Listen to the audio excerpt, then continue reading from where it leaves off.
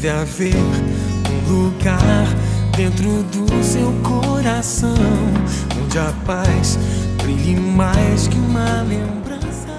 Nesse momento em que nós encerramos mais um ano de trabalho aqui na Câmara Municipal de Teixeira de Freitas, quero desejar a todas as famílias teixeirenses que tenham um Natal feliz e um ano novo cheio de realizações com a graça de Deus, e que possamos, nesse novo ano que vai se iniciar, realizar os maiores e melhores desejos do nosso coração, renovando assim a nossa disposição em favor de cada cidadão teixeirense, para o bem comum e a efetivação dos direitos, das garantias para uma vida melhor.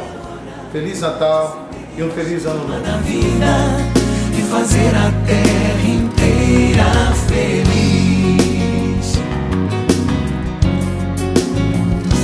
Se você for capaz de soltar a sua voz pelo ar como prece de criança.